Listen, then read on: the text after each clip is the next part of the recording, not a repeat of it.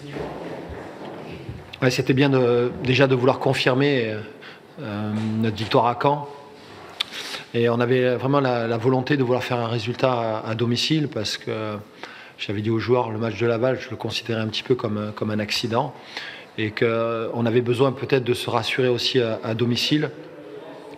Et finalement, on a réussi et je pense que le plan de jeu qu'on avait mis en place a marché. Dans un schéma encore légèrement modifié, mais ça nous a permis d'être très efficace offensivement.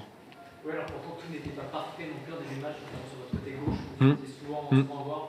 Est-ce qu'il vous réussit cette fois-ci, c'est la réussite, vous marquez encore une fois assez rapidement et ça vous facilite un petit peu? Ouais, on avait décidé de laisser un peu plus le ballon aussi à Nîmes, exprès, parce qu'on se doutait qu'ils allaient vouloir nous prendre en compte. Je pense qu'ils ont été un peu surpris, mais en même temps, on a beaucoup couru quand même après le ballon, et on a été mis en difficulté, oui, sur le côté gauche, par un manque de communication, par des déplacements des joueurs nîmois qui nous ont ennuyés parce que ça rentrait beaucoup à l'intérieur aussi, donc des permutations. Mais on a réussi à marquer ce premier but sur coup de pied arrêté et je pense que ça nous a donné beaucoup de confiance aussi.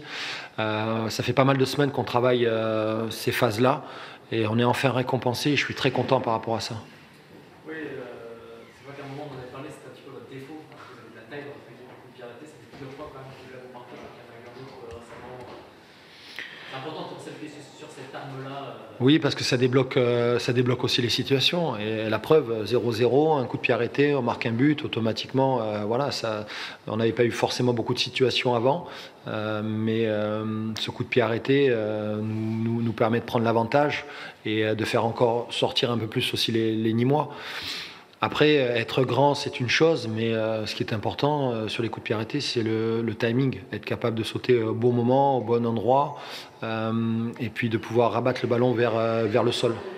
Tu l'as retenu, hein, l'objectif c'était de laisser un petit peu le ballon au moins pour mieux les contrer. C'était déjà un petit peu le cas la semaine passée face à Caen.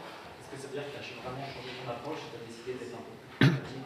Ça veut dire un peu J'essaie, ouais, non, mais j'essaye surtout un peu de surprendre aussi nos adversaires. On sait qu'on est observé, on sait qu'à travers la vidéo aujourd'hui, les schémas sont très verrouillés partout, les coups de pied arrêtés aussi.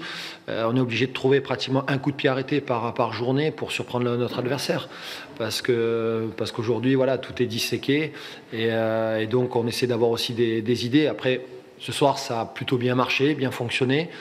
Après, ce que je peux regretter surtout, c'est qu'on ait un peu trop subi et qu'on n'ait pas réussi peut-être à gagner notamment ces 10-15 mètres qui nous manquaient, de par la mobilité, je pense, des Nîmois aussi. Est-ce que ça veut dire que désormais on va pouvoir jouer comme ça, c'est un peu plus bas, un petit peu moins dur peut-être Non, pas forcément, mais je veux faire prendre conscience aussi aux joueurs qu'il faut gagner en maîtrise.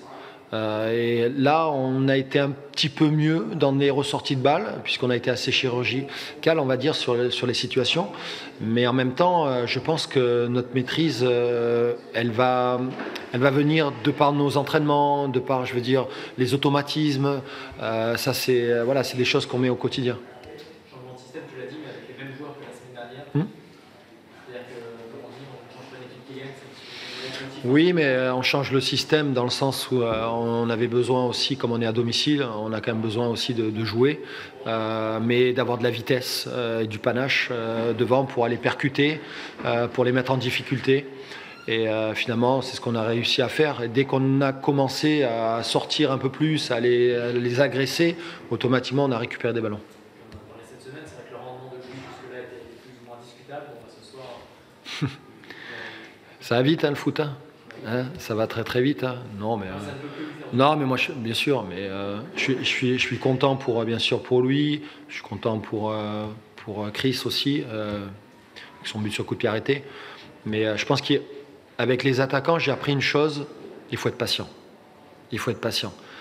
Et à un moment donné, ils vont retrouver le chemin du but. Et bien sûr, Louis a eu un passage difficile, a eu un passage délicat avec son expulsion à Niort. Mais derrière, voilà, il montre aussi ce qu'il est capable de faire et sa détermination. Et quand on a un Louis Mafouta de cette envergure-là, on peut voyager, on peut faire de bonnes choses.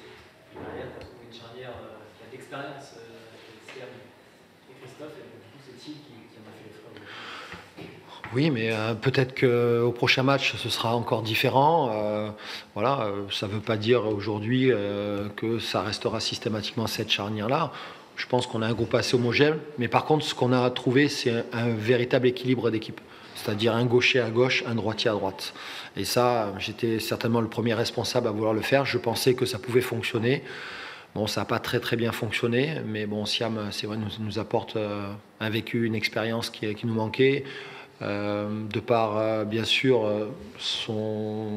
sa prestance, je veux dire, mais aussi de par tout ce qui nous manquait peut-être en termes de communication aussi. On t'a vu à la fin aller voir Alpha montrer son geste, là, il t'expliquait quoi, qu'il est venu faire un externe, c'est devenu un interne. Enfin, t'es allé le voir. Je sais pas ce qu'il, non, mais je sais pas ce qu'il a fait sur la situation.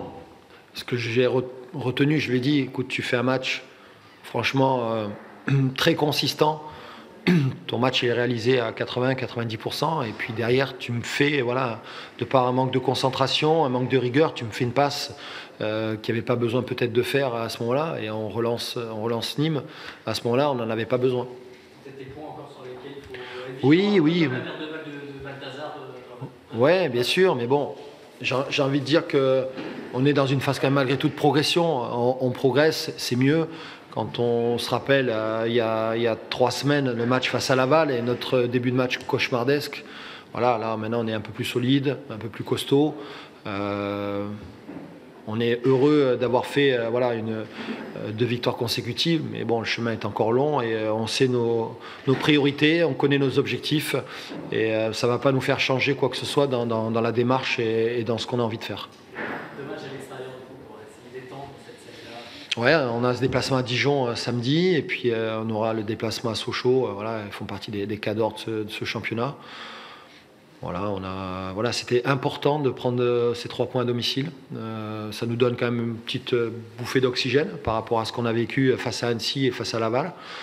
Comme quoi dans ce championnat tout est possible, mais il faut garder beaucoup d'humilité. Voilà, le football, il faut toujours avoir beaucoup d'humilité parce qu'on ne sait jamais de quoi est fait le lendemain et donc continuer à travailler, à bien progresser, avoir plus de maîtrise aussi. C'est là-dessus qu'on doit bosser. Est-ce que tu es un peu peiné pour ton pote Nicolas Esaïe, on sent en difficulté avec les Chamois, même si ça c'est pas ton problème. Non, mais c'est jamais évident parce que quand on regarde le match en lui-même, ils ont eu quand même la maîtrise, ils ont eu la possession. Simplement, ils n'ont pas réussi à marquer dans leur temps fort. On a su faire le dos rond. Après, c'est jamais facile, bien sûr, de faire des résultats, des mauvais résultats, parce que bon, le Nîmes Olympique est un grand club, un club qui a une histoire incroyable. Et voilà, je sais qu'ils ont un effectif et un coach qui est capable de redresser tout ça, quoi. Mais bon, on essaie d'être avant tout concentré sur nous. C'est pas tous les jours facile aussi quand on est coach. Il y a des hauts, il y a des bas. Il faut surtout toujours garder sa ligne de conduite, quoi qu'il se passe. Pas être dans l'euphorie quand ça va bien et puis être dans le côté dramatique quand on est moins bien. Voilà, il faut continuer à travailler et surtout, comme je vous l'ai dit tout à l'heure, rester humble. C'est bon ? C'est bon ? Merci.